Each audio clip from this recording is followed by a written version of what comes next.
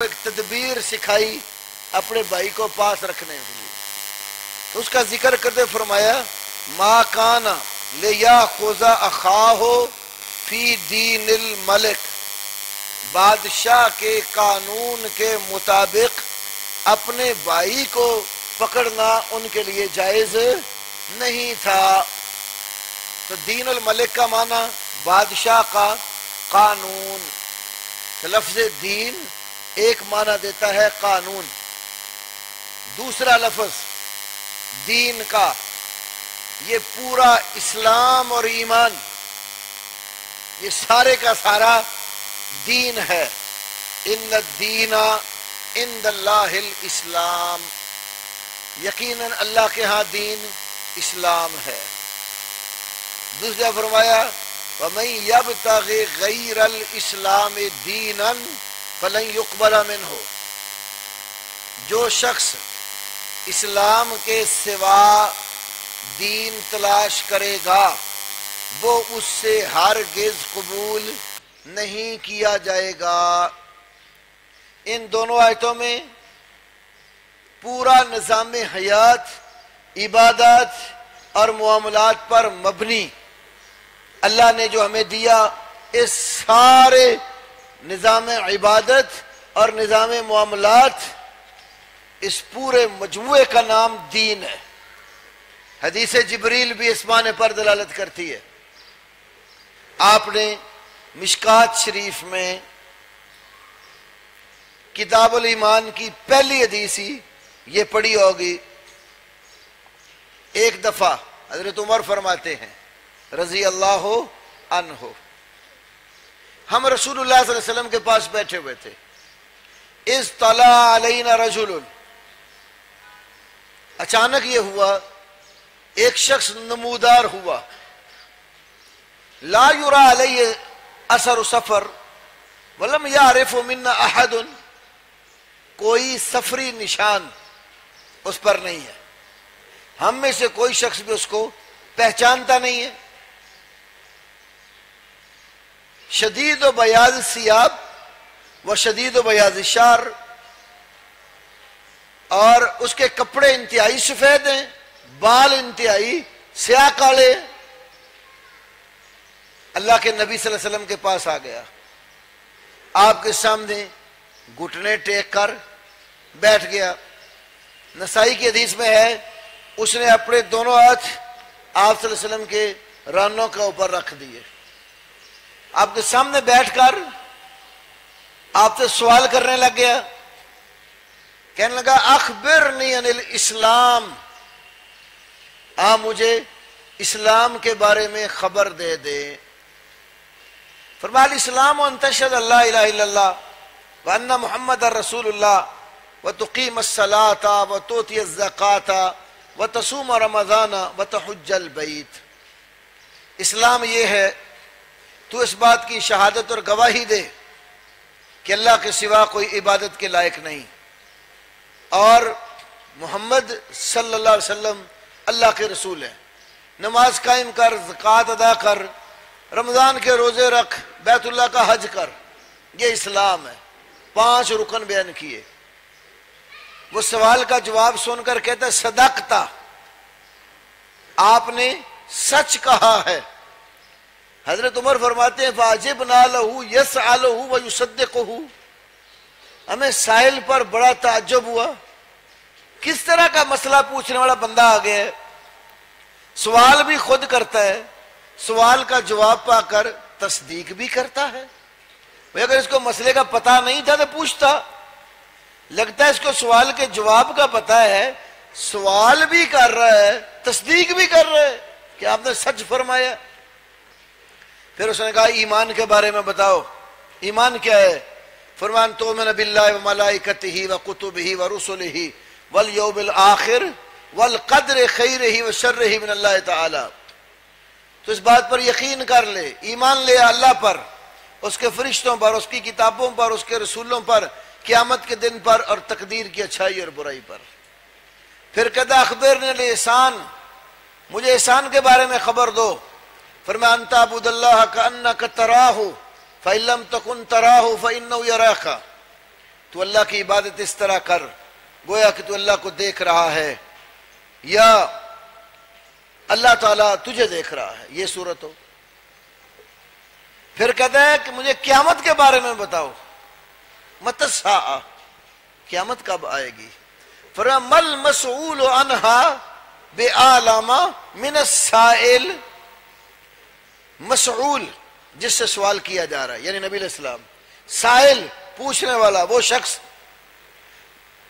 تو مل مسئول عنہا بِأَعْلَمَ مِنَ السائل، مسئول اس قیامت کے بارے میں سائل سے زیادہ نہیں جانتا۔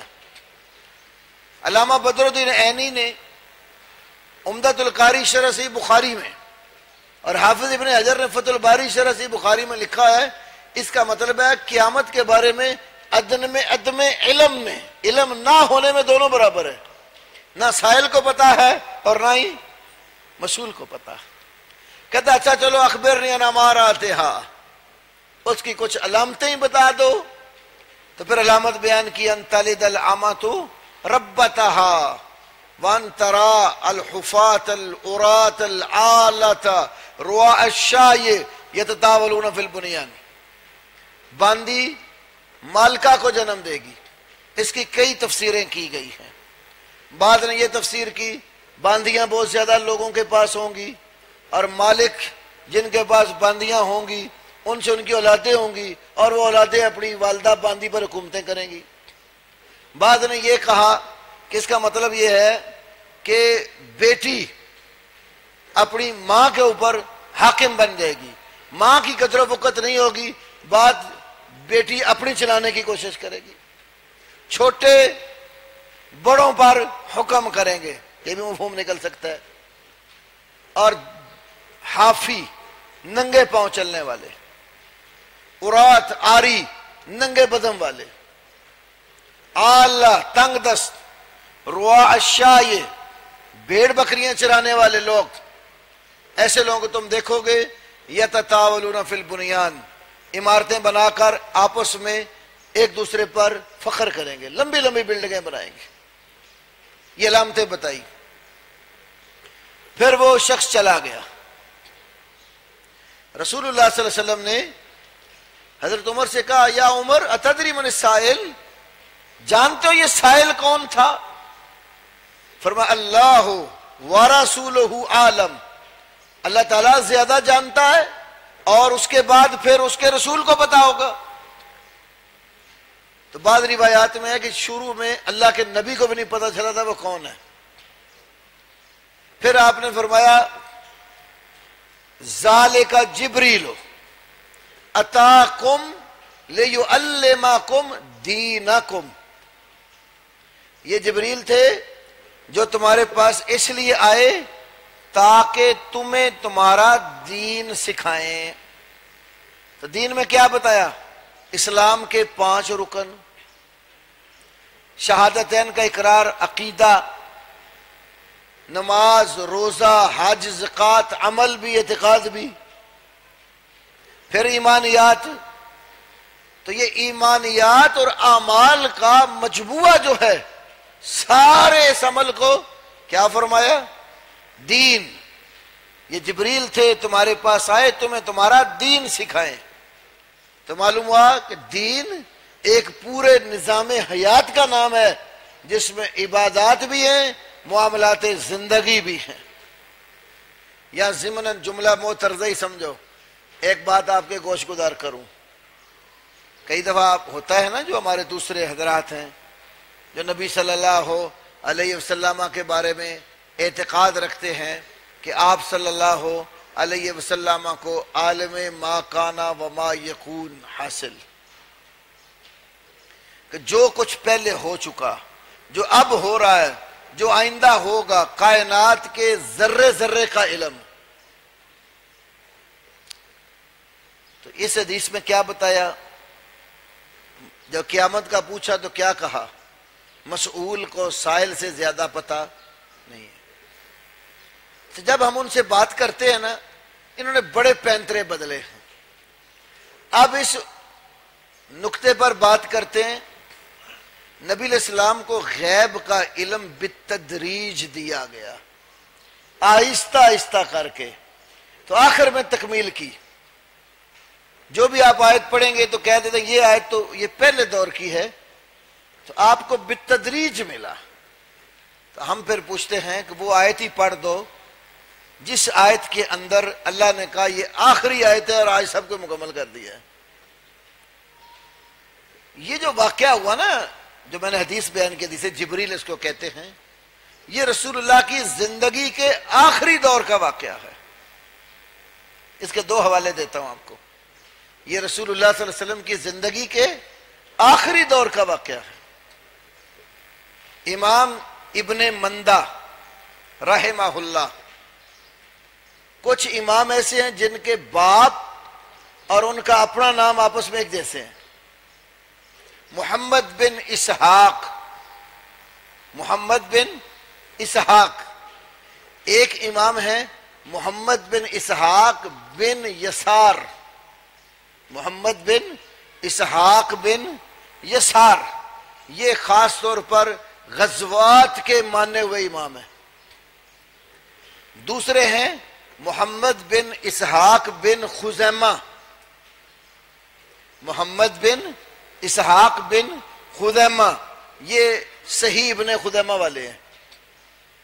اور تیسرے ہیں محمد بن اسحاق بن مندہ، یہ مندہ وہ نہیں ہے جو آپ پنجابی میں بڑا ہی مندہ، محمد بن اسحاق ابن مندہ، یہ بھی حدیث کے بہت بڑے امام ہیں۔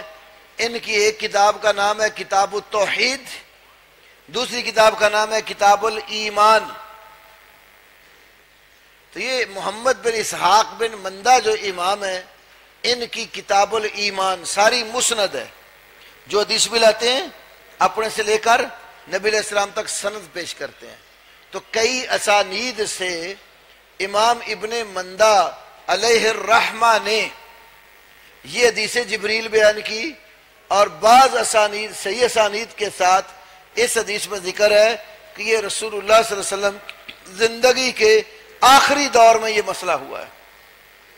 دوسرا حوالہ یہ میں فریق مخالف کی کتاب سے دے رہا ہوں۔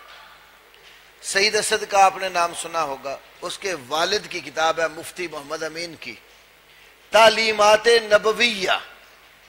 یہ اربعین نوویہ جو ہے نا امام نووی کی 40 حدیثوں پر کتاب اربعین نوویہ کی شرح لکھی اس نے، تعلیمات نبویہ۔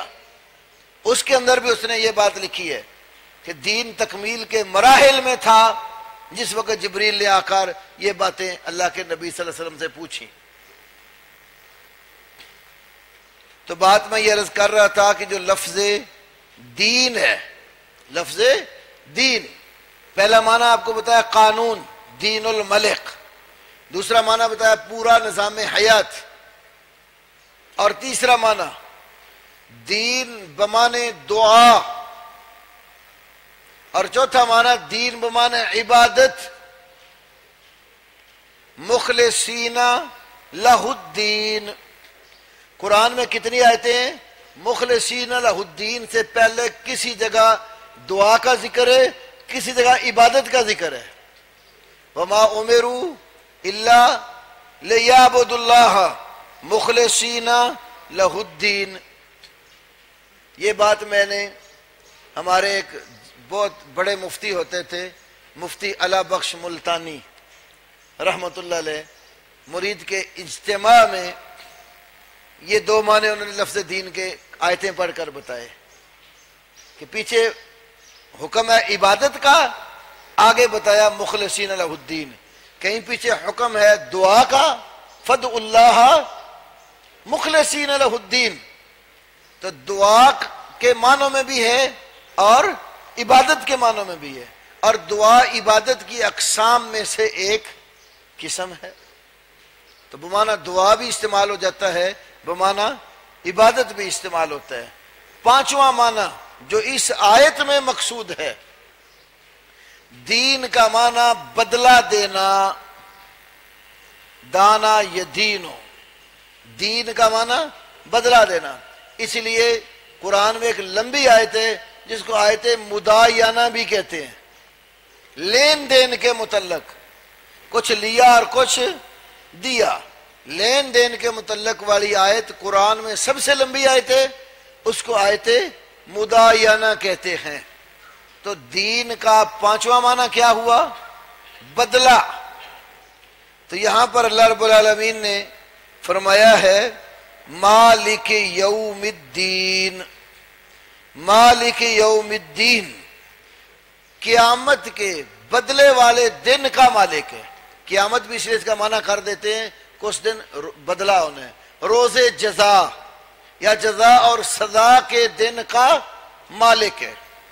تو اللہ رب العالمین ویسے تو پوری کائنات کا مالک ہے، یہاں پر اس نے اپنی ملکیت کو قیامت والے بدلے والے دن کی طرف مضاف کیا ہے۔ اس لیے دنیا کے اندر رہ کر اللہ نے جو اسباب اور وسائل دیے، اسباب و وسائل کو بروئے کار لاتے ہوئے کئی لوگ اپنے آپ کو چیزوں کا مالک قرار دے لیتے ہیں۔ اس زمین کا مالک کون ہے؟ فلاں جو نا وہ کارخانے کا مالک کون ہے؟ فیکٹری کا، اسکول کا مالک کون ہے؟ یہ اسباب اور وسائل کے ساتھ ملک۔ لیکن قیامت والے دن مطلق طور پر ملک اور بادشاہی اس کی سب سے نفی ہوگی، صرف اللہ کے لیے اس بات ہوگا۔ جس طرح اللہ رب العالمین نے سورہ غافر کی آیت نمبر 16 میں ذکر کیا ہے، قیامت والے دن اللہ اپنے بندوں سے کہے گا لمن الملک اليوم، لمن الملک اليوم، آج کے دن بادشاہی کس کی ہے؟ تو کوئی فرد بھی اللہ سے بول کر نہیں کہہ سکے گا کہ میری بادشاہی ہے۔ لمن الملک اليوم، آج بادشاہی کس کی ہے؟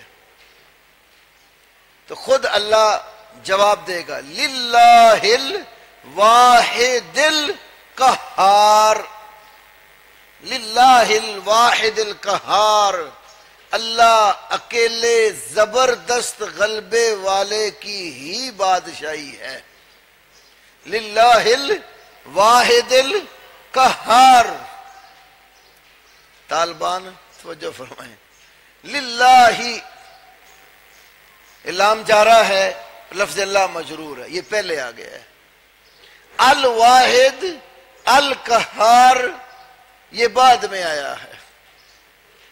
جس طرح جملہ فعلیہ کی ترکیب میں نے آپ کو ذکر کی تھی نا، پہلے فعل، پھر فاعل اور پھر مفعول، اسی طرح ایک جملہ اسمیہ ہوتا ہے جو اسم اور نون سے شروع ہوتا ہے، وہ پورا سینٹینس اور فقرہ تب بنتا ہے جب اس کے اندر دو چیزیں ہوں۔ ایک کو ہم ترکیب کرتے وقت مبتدا کہتے ہیں، وہ لفظ جس سے جملہ شروع ہو رہا ہو، مبتدا۔ پھر اس مبتدا کے بارے میں جو بات بیان کی گئی ہو اس کو خبر کہتے ہیں۔ جس طرح انگلش میں سینٹینس اور فقرے کے دو حصے ہوتے ہیں، جو مبتدا جس کو آپ کہتے ہیں انگلش میں اس کو سبجیکٹ کہتے ہیں، اور جس کو آپ خبر کہتے ہیں انگلش میں اس کو پریڈیکیٹ کہتے ہیں۔ یہ سبجیکٹ اور پریڈیکیٹ دونوں جمع ہوں تو سینٹینس اور فقرہ بنتا ہے۔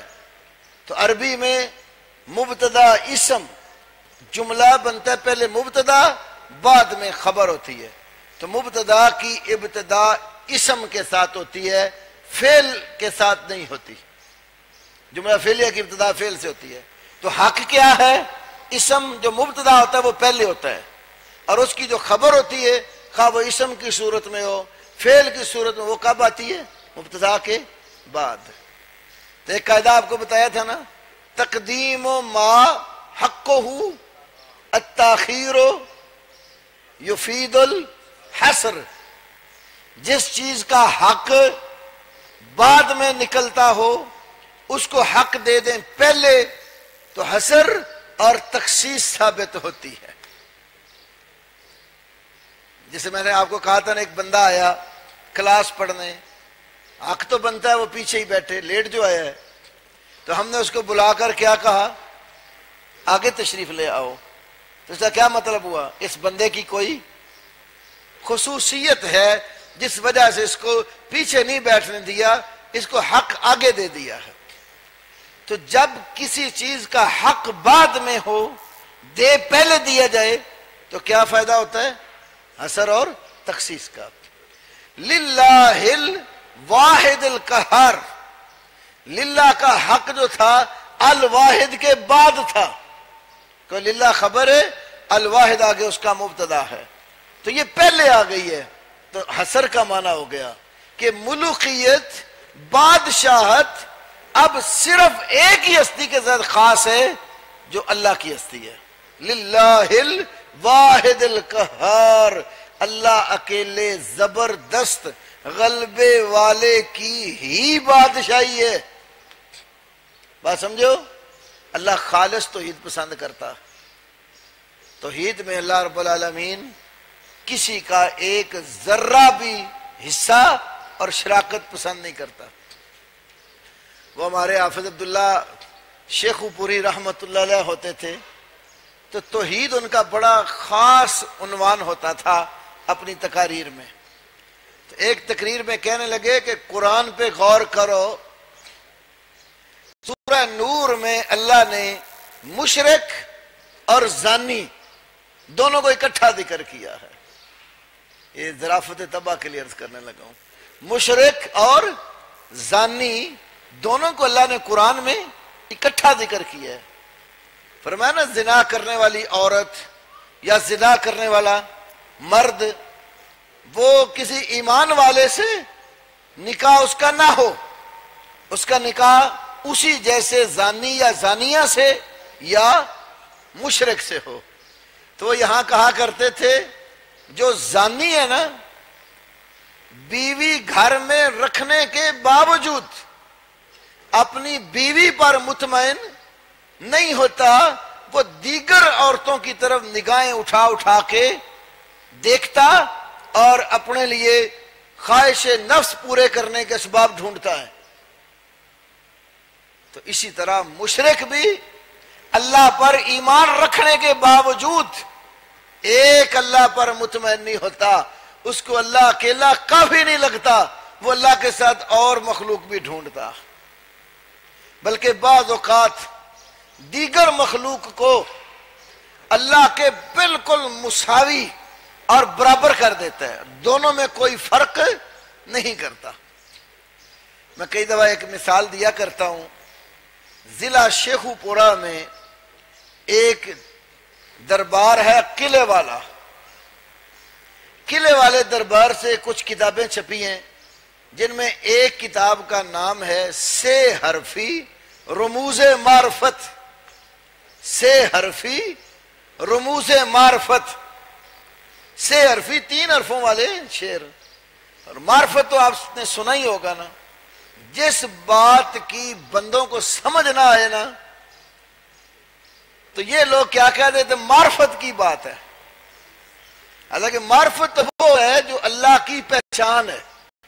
صحیح بخاری میں کتاب الایمان کے اندر امام بخاری رحمہ اللہ نے یہ بات ذکر کی ہے کہ اللہ رب العالمین کی صحیح پہچان یہ معرفت ہے.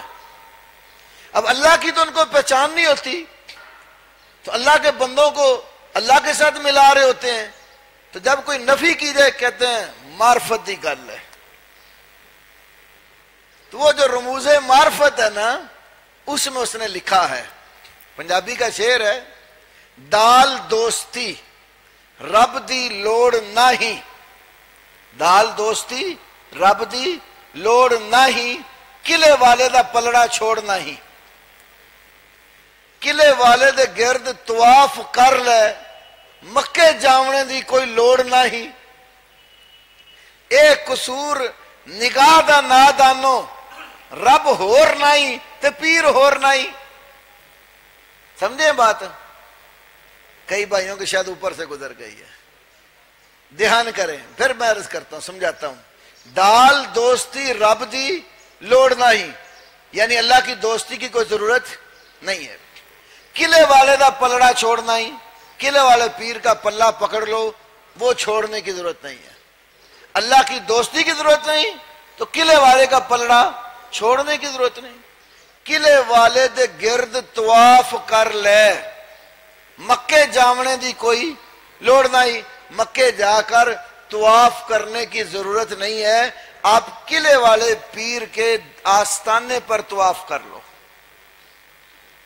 اے قصور نگاہ دا نادانو، رب ہور نہیں تے پیر ہور نہیں.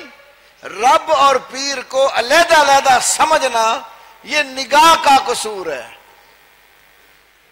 اس لیے آپ کو نہیں کہتے تہاڈی اکھ نہیں ویکھن والی. سنا میں جملہ؟ جب کوئی بات ہوتی نہیں کہتے تہاڈی اکھ نہیں ویکھن والی، اے پیراں فقیراں والی اکھ ہے، تانوں کی پتا معرفت ہوندی کی. اب کیا کہ پیر کو اور رب کو دونوں کو ایک جگہ کھڑا کر دیا. جب برابر مانا تو کہا کہ رب کی عبادت کے لیے کعبے کیوں جاتے ہو؟ جب یہ دونوں ایک ہی ہیں تو یہاں ہی طواف کر کے اپنی عبادات پوری کر لو. تو یہ چیز جو ہے قرآن اس کی بڑی نفی کرتا ہے. اللہ کے نہ کوئی مساوی ہے، نہ اللہ سے کوئی اوپر ہے، نہ اللہ نے اپنے ذاتی اختیارات کسی کو سونپ رکھے ہیں. وہ اپنی ذات میں بھی اکیلا ہے، صفات میں بھی اکیلا ہے، حقوق اور اختیارات میں بھی اکیلا ہے. تو للہ الواحد القہار، اللہ کہے گا آج اللہ اکیلے ہی کی بادشاہی ہے جو زبردست غلبے والا ہے. تو قیامت والے دن کو ساتھ بادشاہت کو اللہ نے بالخصوص اس لیے بھی لگتا ہے بیان کیا ہے، قیامت کی اہمیت بتانا بھی مقصود ہے.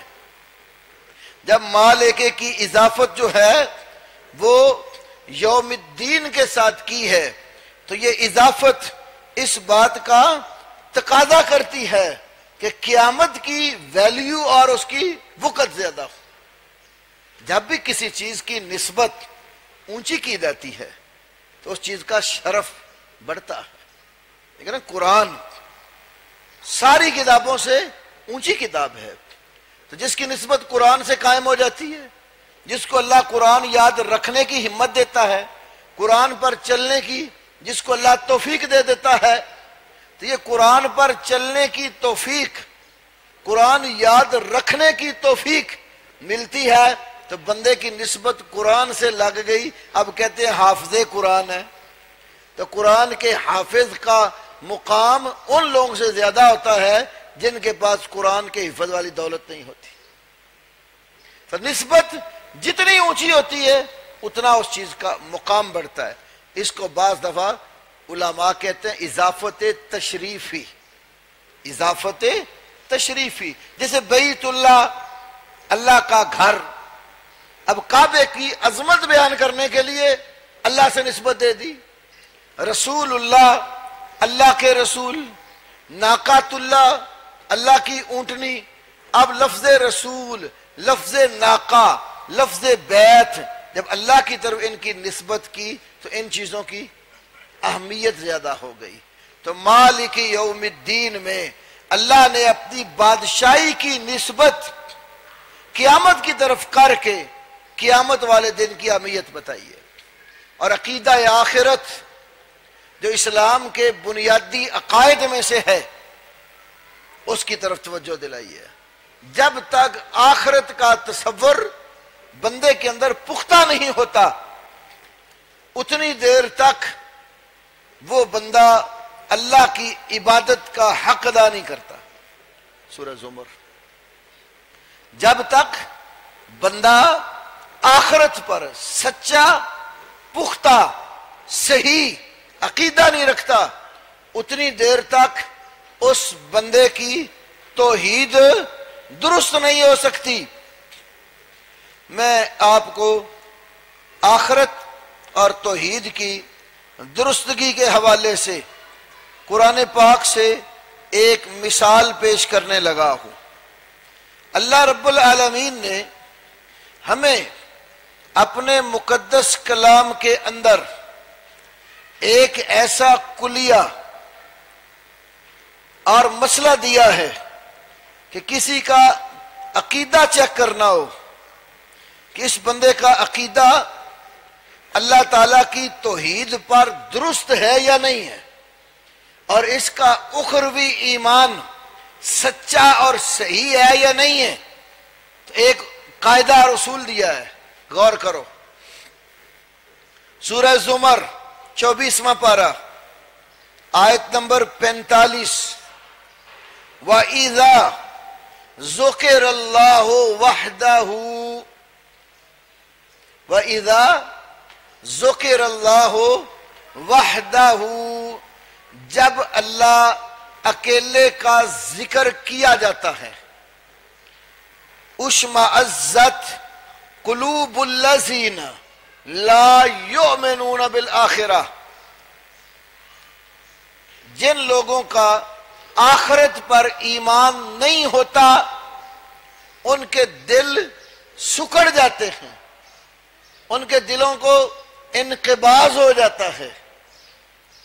غور کریں ذرا، ساتھ فرمایا وَإِذَا ذُكِرَ الَّذِينَ مِن دُونِهِ، جب اللہ کے سوا اوروں کا ذکر کیا جاتا ہے، اِذَا هُمْ يَسْتَبْشِرُونَ، پھر وہ خوش ہو جاتے ہیں۔ خالی اللہ اکیلے کے تذکرے کے ساتھ خوشی نہیں ہوتی، دل قبض ہو جاتی ہے، ان کو دل سکڑ جاتے ہیں جب اللہ کے ساتھ اوروں کا من دون اللہ کا ذکر ہوتا ہے، پھر خوش ہوتے ہیں۔ آپ کبھی کسی کے پاس خالی یہ کہہ کر دیکھ لیں صرف یا اللہ مدد، صرف یا اللہ مدد، یہ سن کر اگر تو اس کو خوشی ہوئی تو اس کا آخرت پر ایمان بھی درست ہے، عقیدہ بھی ٹھیک ہے، اور جو اس پر خوش نہیں ہوا بلکہ ناراض ہو گیا اور کہتے صرف یا اللہ مدد نہیں، اغثنی یا رسول اللہ، یا شیخ عبد القادر جیلانی شیئا للہ، وہ اللہ کے ساتھ اللہ کے بندوں کی دعا اور پکار بھی کرے پھر خوش ہوتا ہے، یقین کرو قیامت پر ایمان سچا نہیں ہے۔ اگر قیامت پر ایمان سچا ہو پھر صرف ایک اللہ وحدہ لا شریک لہ کی دعا، پکار، نظر و نیاز، منتیں، چڑھاوے، عبادات، خشیت، توکل، انابت، ہر قسم عبادت کی صرف ایک اللہ کے لیے کرے۔ یہ میانی قبرستان ہے نا، تو میانی قبرستان کا جو مین گیٹ ہے جہاں مسجد بھی بنی ہوئی ہے، اندر داخل ہوں تو داخل ہوتے ہی سامنے دروازے کے اندر والی سائڈ لکھا ہوا ہے یا شیخ عبد القادر جیلانی شیئا للہ۔ قبرستان بندے کو پہنچاتے وقت بھی دھیان نہیں کرتے میں اللہ کی پکار کروں یا عبد القادر جیلانی سے مانگوں، حالانکہ شیخ عبد القادر جیلانی رحمہ اللہ کا یہ عقیدہ تھا ہی نہیں۔ ان کی کتاب ہے الفتح الربانی، کتاب کے صفحہ 5 پر لکھا ہے یا طالب الاشیاء غیر اللہ ما انت عاقل، یا طالب الاشیاء غیر اللہ، اے اللہ کے سوا غیروں سے مانگنے والے، ما انت عاقل، تو عقل مند، پنجابی کہاں مت ماری تیری۔ اللہ رب العالمین کے سوا غیر سے مانگنے والے، ما انت عاقل، تیرے اندر عقل کا مادہ نہیں ہے، تجھے صرف ایک اللہ سے مانگنا چاہیے۔ کون سا خزانہ ہے جو اللہ کے پاس نہیں ہے؟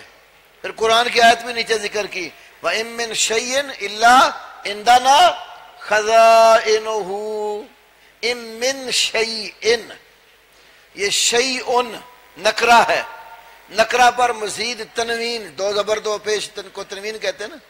ام من شیئن، نہیں ہے کوئی چھوٹی سی چیز بھی، الا مگر عندنا خزائنہ، اس کے خزانے صرف ہمارے پاس ہیں. کیا میں نے مانا کیا؟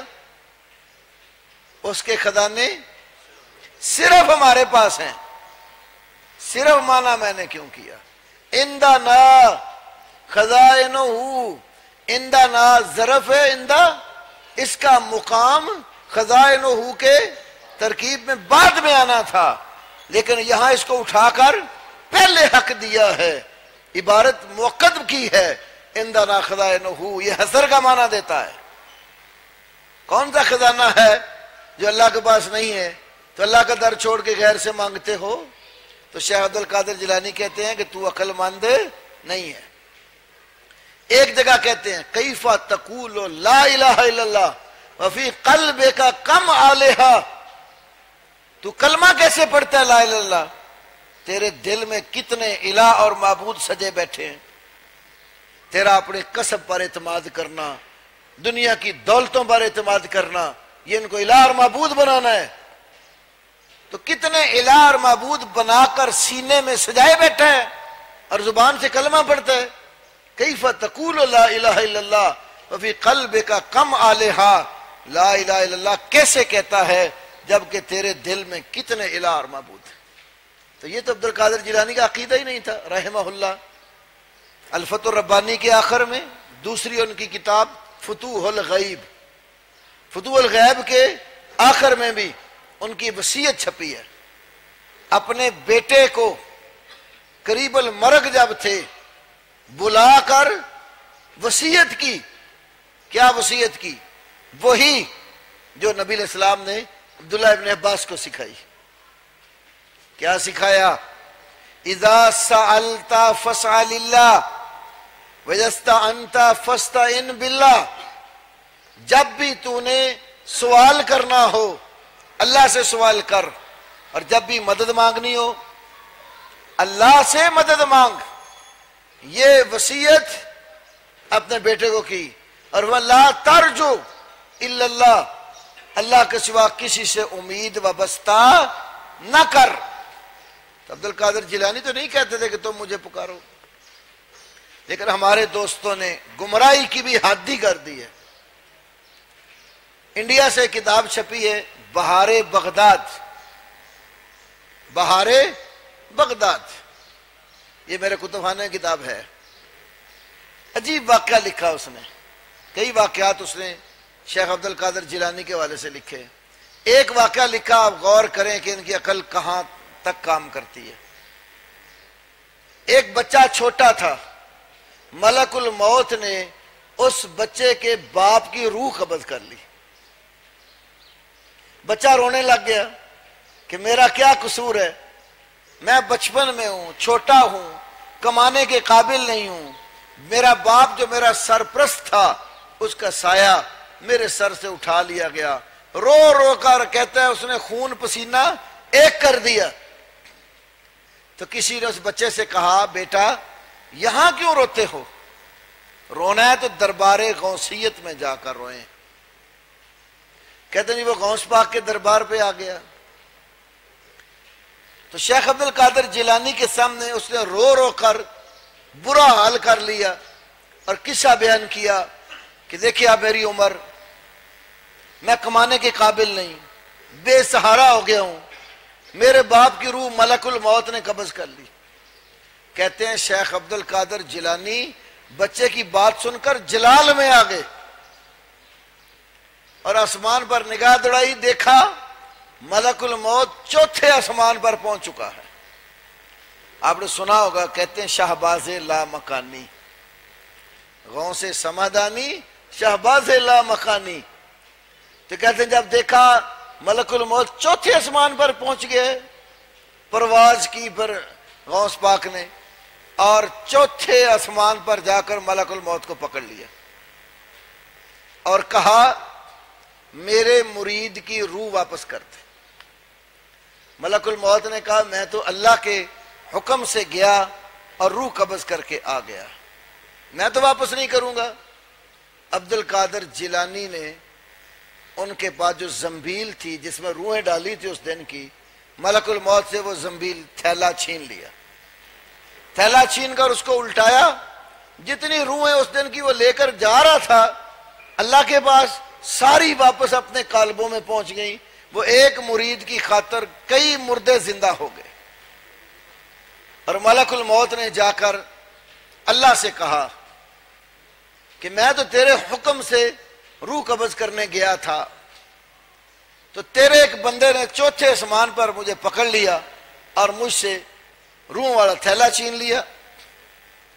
تو اللہ رب العالمین نے کہا چپ، ادب کی جگہ ہے، یہاں بولنے کی اجازت نہیں ہے، ابھی تو اس نے روح ہی چھینی ہے تیرے سے۔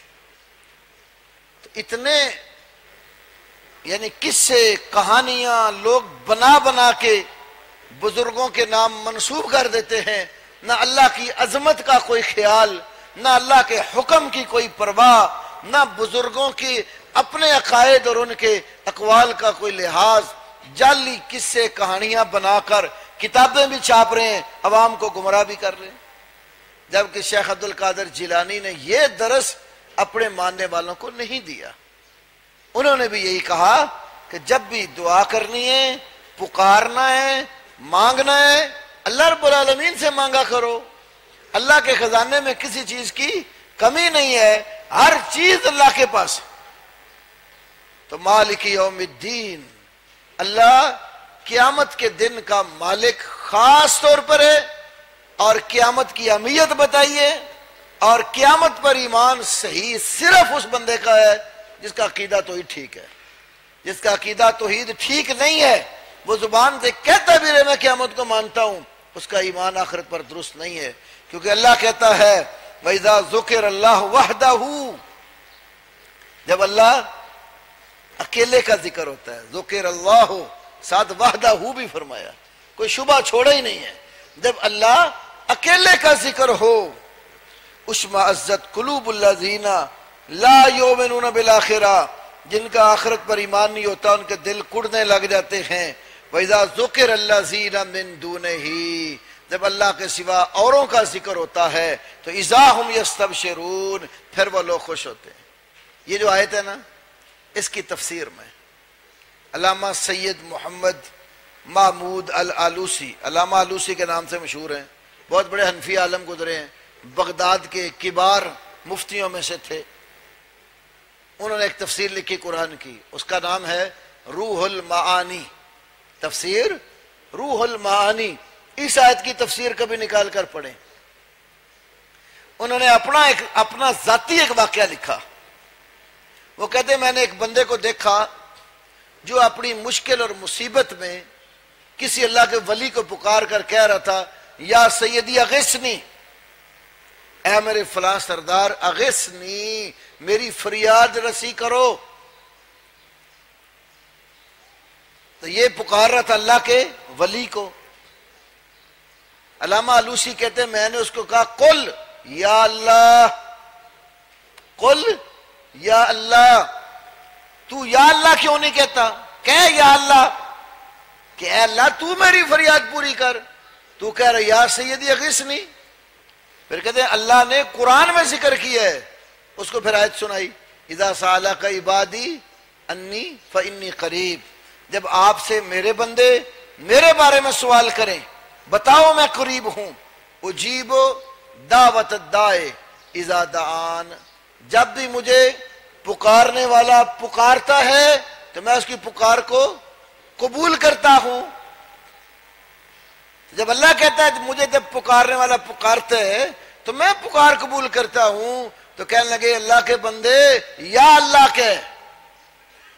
تو شیخ وہ علامہ آلوسی لکھتے ہیں کچھ دنوں بعد مجھے معلوم ہوا وہ بندہ میرے بارے میں لوگوں کو کہتا تھا فلان منکر الاولیاء، فلان منکر الاولیاء، وہ فلانا عالم جو ہے نا یہ تو ولیوں کو ہی نہیں مانتا، ولیوں کا ہی منکر ہے۔ حالانکہ وہ ایک حنفی عالم تھے، بہت بڑے عالم تھے، بغداد کے مفتی تھے، قرآن کے مفسر تھے۔ جب بندے کے اندر شرک داخل ہو جاتا ہے نا پھر اس کو کوئی سمجھ نہیں آتی، پھر وہ اس طرح کی بیکی باتیں کرتا ہے، یہ تو ولیوں کو ہی نہیں مانتے جی۔ ہمارے حافظ عبداللہ باولپوری رحمہ اللہ کہا کرتے تھے اگر کوئی عیسائی آپ کو کہے آپ عیسیٰ علیہ السلام کو نہیں مانتے، آپ عیسیٰ علیہ السلام کو نہیں مانتے، تو کیا ان کے کہنے سے آپ عیسیٰ علیہ السلام کے منکر ہوں گے؟ تو وہ اگر آپ کو کہتا ہے آپ عیسیٰ علیہ السلام کو اگر مانتے ہیں تو آپ عیسائی کیوں نہیں کہلواتے؟ امام ابو حنیفہ کو مانتے تو حنفی کہلاتے ہو، شافعی کو مانتے ہو شافعی کہلاتے ہو، امام شیخ عبد القادر جیلانی کو مانتے تو قادری کہلاتے ہو، شہاب الدین سہروردی کو مانتے ہو سہروردی کہلاتے ہو، معین الدین چشتی کو مانتے ہو چشتی کہلواتے ہو، نقش بندی کو مانتے ہو تو نقش بندی کہلواتے ہو۔ تو اگر مسیح علیہ السلام کو مانتے ہو، عیسیٰ علیہ السلام کو مانتے ہو تو عیسائی کیوں نہیں کہلواتے؟ تو کیا اس کے یہ کہنے سے آپ عیسیٰ علیہ السلام کے منکر ہوں گے؟ نہیں، آپ اس کو کہیں گے جس طرح تم عیسیٰ علیہ السلام کو مانتے ہو، تثلیث کا عقیدہ بنایا ہوا ہے، تین میں سے تیسرا، ہم اس طرح نہیں ان کو مانتے، ہم بھی مانتے ہیں، ہمارے ماننے کا وہ اسلوب اور طریقہ ہے جو رب کے قرآن کا ہے۔ اللہ ہمیں عیسیٰ علیہ السلام کو اپنا بندہ اور رسول بنواتا ہے، ہم عیسیٰ علیہ السلام کو اللہ کا بیٹا نہیں مانتے۔ ایسے ہم ان بھائیوں کو کہتے ہیں ہم ولیوں کو اللہ کا ولی ہی مانتے ہیں، الہ معبود مشکل کشا حاجت روا نہیں مانتے، کیونکہ ہمارا الہ، ہمارا معبود، ہمارا مشکل کشا اور حاجت روا صرف ایک اللہ ہے۔ تو اللہ کی طرح نہیں ہم ان کو مانتے، اللہ کے بندے مانتے ہیں، جو نیک ہیں ان کو اللہ کے ولی اور بزرگ مانتے ہیں۔ تو ماننے کا انداز ہے، تو عادت یہ بن گئی ہے جو کسی کے عقیدے کے خلاف اگر کوئی بات نہیں مانتا تو بندے صاحب ہی کہہ رہے ہیں منکر ہے۔ اب درود شریف آپ پڑھتے ہیں کہ نہیں پڑھتے؟ کئی ہمارے بھائی کہتے ہیں درود ہی نہیں پڑھتے، وہ مقصد کیا تھا جو انہوں نے بنایا ہوا ہے نا وہ ہم نہیں پڑھتے، تو کہتے ہیں یہ درود منکر ہے۔ اللہ کے فضل سے ہم درود کے منکر نہیں ہیں، ہم درود وہ پڑھتے ہیں جو ہمارے نبی محمد صلی اللہ علیہ وسلم نے سکھایا ہے۔ ہمارے لیے دعوت، تعلیم، تربیت کا مرکز ہمارے نبی محمد صلی اللہ علیہ وسلم ہے۔ جہاں ہمارے نبی کی بات بتائی بات آ جاتی ہے، ہمارے نبی کا دیا ہوا عمل آ جاتا ہے، اس کے آگے پھر ہم کسی کی نہیں سنتے۔ احترام، عزت، وقار ہر ایک کا ہم مد نظر رکھتے ہیں، صحابہ، تابعین، تبع تابعین، ائمہ حدیث، فقہاء، اولیاء، شہداء، اصدقاء، ہر ایک کا جو مقام اور منصب ہے اس کو اس کی جگہ پہ رکھتے ہیں، لیکن اطاعت اتباع کے لیے واجب ہستیاں جن کا ہم اطاعت واجب جن کی سمجھتے ہیں وہ ہمارے لیے ایک اللہ کی ہستی ہے اور ایک نبی صلی اللہ علیہ وسلم کی ہستی ہے۔ تو کہتے ہیں علامہ آلوسی وہ کہتا ہے یہ تو ولیوں کا ہی منکر ہے، ولیوں کو ہی نہیں مانتا۔ تو جب کسی کا عقیدہ دیکھنا ہو تو کتنا اللہ نے واضح طور پر بتا دیا، بس آپ اس کے پاس اللہ اکیلے کا ذکر کر کے دیکھیں، خوش ہو گیا تو توحید بھی صحیح ہے اور آخرت پر ایمان بھی صحیح ہے، خوش نہ ہوا اور اللہ کے ساتھ وہ اور اللہ کے بندوں کا ذکر بھی سننا چاہے تو سمجھو اس کا عقیدہ بھی خراب ہے اور آخرت پر ایمان بھی نہیں ہے۔ تو ایمان بالآخرت درست اسی شخص کا ہوگا جو اللہ کی توحید کو سمجھ چکا ہوگا۔ تو مالک یوم الدین، یہ اللہ کی توحید بھی اس کے اندر ہے اور قیامت پر ایمان بھی ہے، کیے ہوئے اعمال کی جزا اور بدلے کے اوپر یقین بھی ہے۔ اس دن اللہ کسی کے ساتھ ایک ذرہ برابر بھی زیادتی نہیں کرے گا، ہر کسی کو اس کے کیے ہوئے عمل کی پوری پوری جزا اور بدلہ دے گا۔ اس کے بعد اللہ رب العالمین نے اگلی آیت میں فرمایا ایاک نعبد و ایاک نستعین۔ ایاک نعبد، ایاک کا معنی تیری ہی، نعبد ہم عبادت کرتے ہیں، و ایاک اور تجھ ہی سے، نستعین ہم مدد طلب کرتے ہیں۔ عبادت بھی صرف اللہ کی اور استعانت بھی صرف اللہ سے. یہاں پر بھی وہی اصول اور ضابطہ ہے. ایا کا لفظ مفعول بنتا ہے, آنا اس نے مفعول نے نعبدو اور نستعینوں کے بعد تھا, لیکن کلام میں حصر پیدا کرنے کے لیے ایا کا لفظ فعل سے پہلے رکھ دیا تاکہ عبادت بھی اللہ کے ساتھ خاص ہو جائے اور استعانت بھی اللہ کے ساتھ خاص ہو جائے. تو اس میں کچھ ایک مسائل ہیں. ایک بات تو یہ ہے, نعبدو پہلے ذکر ہوا اور نستعین بعد میں ذکر ہوا. عبادت استعانت, تو عبادت جو ہے وہ استعانت سے خاص ہے, اس کو شرف زیادہ ہے. عبادت کو مقدم رکھا ہے اور استعانت کو مؤخر رکھا ہے. دوسری بات یہ ہے, اللہ کی مدد کے بغیر اللہ کی عبادت نہیں ہو سکتی. عبادت ذکر کر کے جو متصل بعد اللہ کی مدد کا ذکر کیا تو اس میں یہ بات بھی سمجھ آتی ہے اللہ کی مدد کے بغیر اللہ کی عبادت نہیں ہو سکتی. اللہ کی عبادت بھی صحیح وہ شخص کرتا ہے جس کو اللہ کی مدد اور توفیق شامل حال ہوتی ہے. اس کی دلیل یہ جو کیلنڈر ہمارے مسجدوں میں نمازوں کے بعد کے اذکار والے لٹکے ہوئے ہیں نا, ان میں عام چھوٹی دعاؤں والی کتابوں میں بھی ایک دعا آپ پڑھتے ہیں. نبی علیہ السلام نے حضرت معاذ بن جبل رضی اللہ تعالی عنہ کا ہاتھ پکڑ کر کہا تھا, احبک یا معاذ, اے معاذ میں تیرے ساتھ محبت کرتا ہوں, اور نصیحت کرتے فرمایا تھا کہ یہ کلمات نمازوں کے بعد پڑھنا ترک مت کرو, مت چھوڑو. کیا کلمے؟ رب اعنی علی ذکر کا و شکر کا و حسن عبادت کا. رب اعنی, میرے رب تو میری مدد کر. رب اعنی, میرے رب تو میری مدد کر. کس چیز پر؟ اللہ ذکر کا, اپنے ذکر پر, و شکر کا, اور اپنے شکر پر, و حسن عبادت کا, اور اپنی عبادت کی اچھائی پر, عبادت کے حسن پر. کتنے کاموں پر مدد مانگی؟ ذکر, شکر اور حسن عبادت.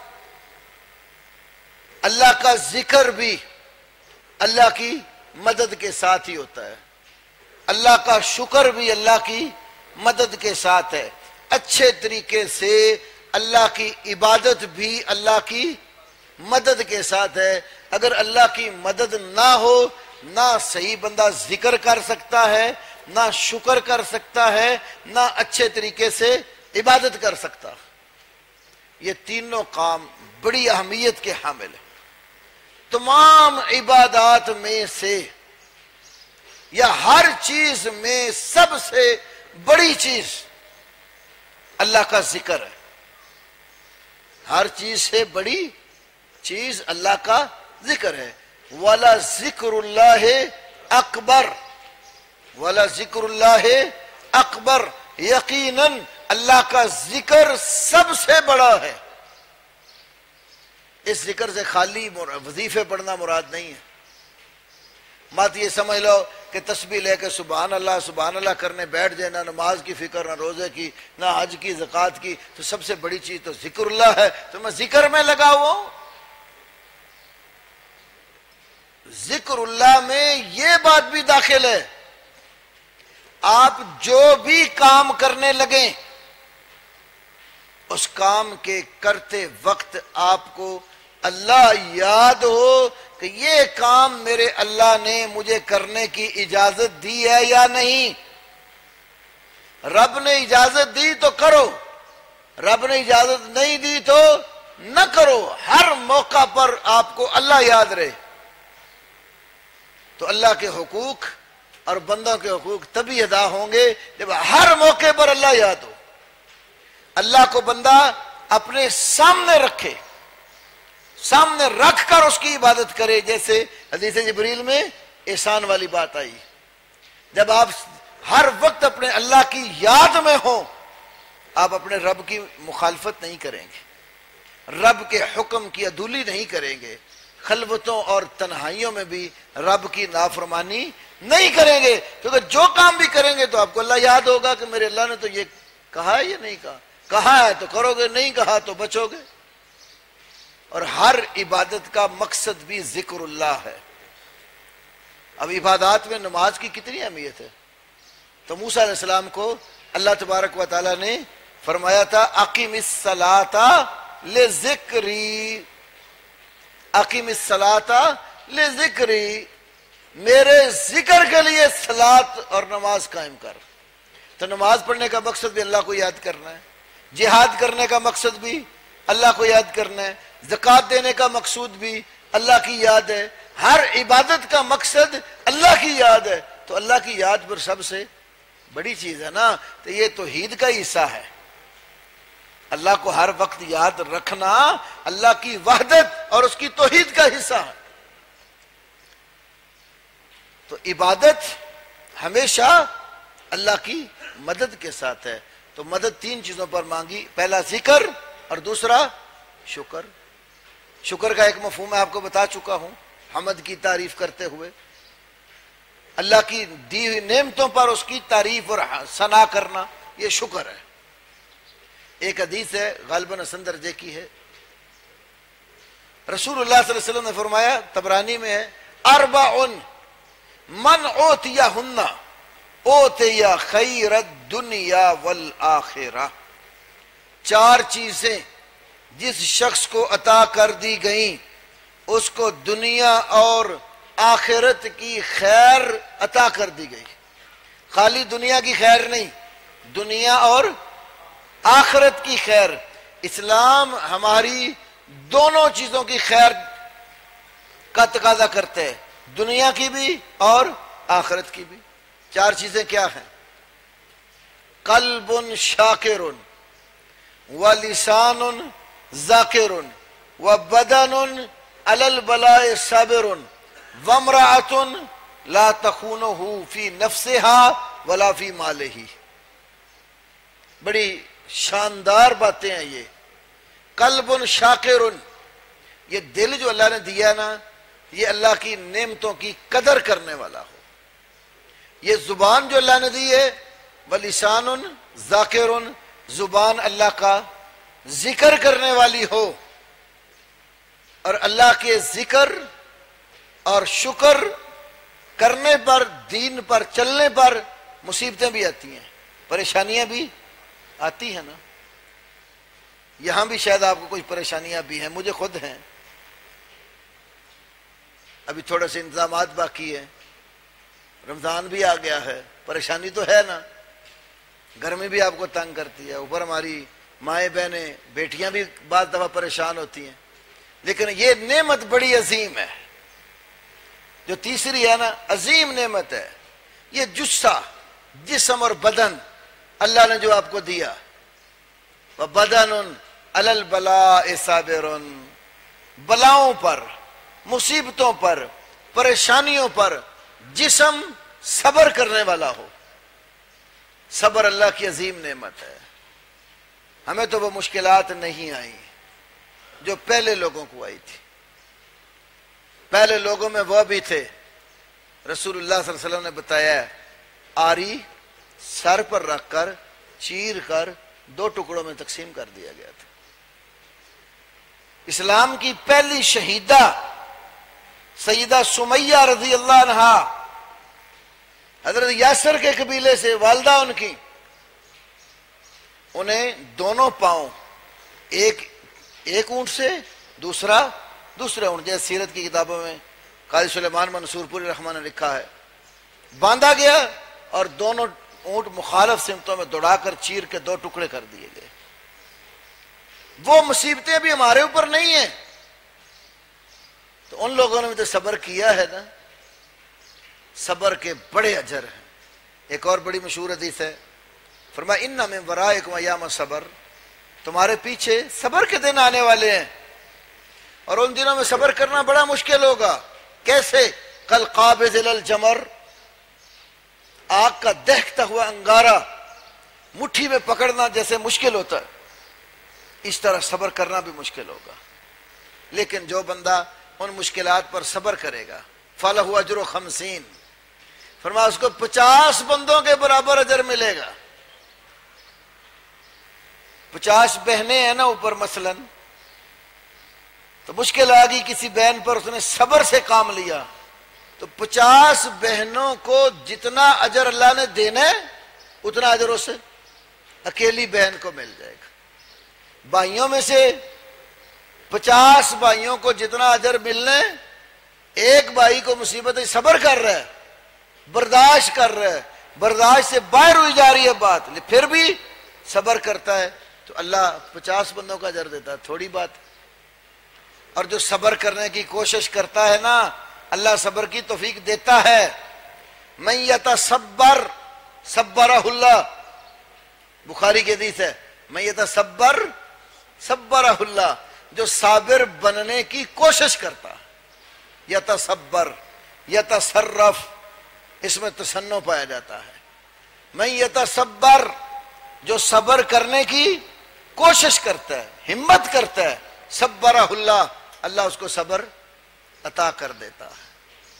تو کوشش کرو گے تو اللہ صابر بنا دے گا۔ میں آپ کے سامنے بیٹھا ہوں، اللہ کا جتنا شکر کروں تھوڑا ہے۔ شوگر کا مرض بھی ہے، بائی پاس بھی ہوا ہے، صبح فجر کا درس بھی دیا ہے، فجر کے درس کے بعد آدھا گھنٹہ وہ درس دیا الحمدللہ رب العالمین، 2 گھنٹے دورہ تفسیر الہدیٰ میں پڑھا کے آیا ہوں، 2.25 گھنٹے آپ کے سامنے بھی ہو گئے ہیں۔ یہ صرف اللہ کی توفیق سے ہوتا ہے۔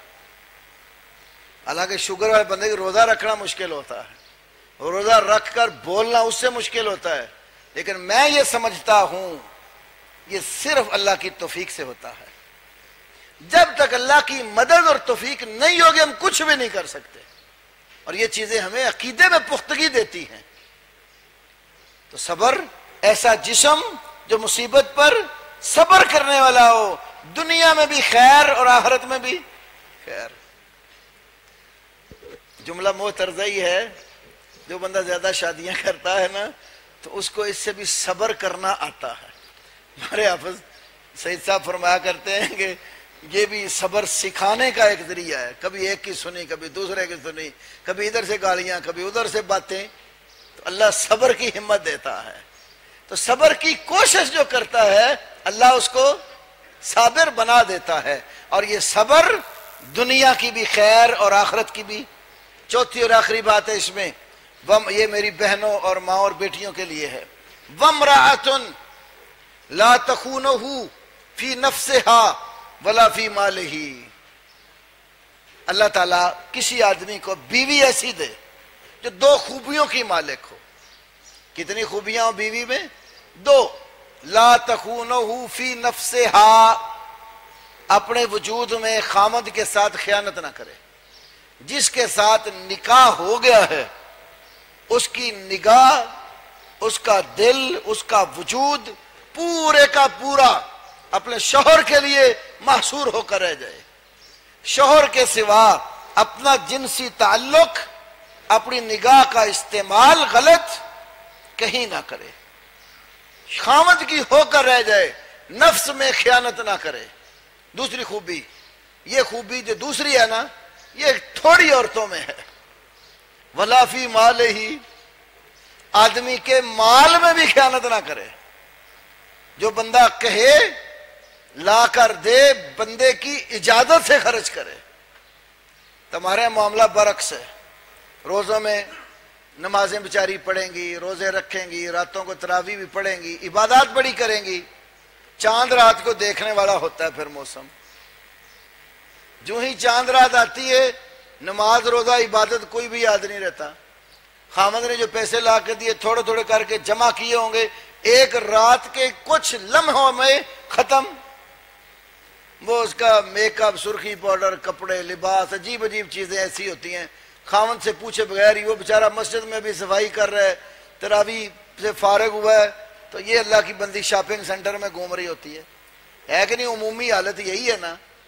تو وہ عورت جو خامد کے مال میں بھی خائن نہ ہو اپنے وجود میں بھی خیانت نہ کرے، یہ بی بی دنیا کی بھی خیر ہے اور آخرت بھی خیر ہے۔ اور ہمیشہ نیک عورتیں نکاح کے بعد خامند کی ہو کر رہ جاتی ہیں، خامند کے سوا کہیں اور تعلق قائم نہیں کرتی، صبر شکر کر کے مشکلات بھی آئیں شوہر کا ساتھ دیتی ہیں۔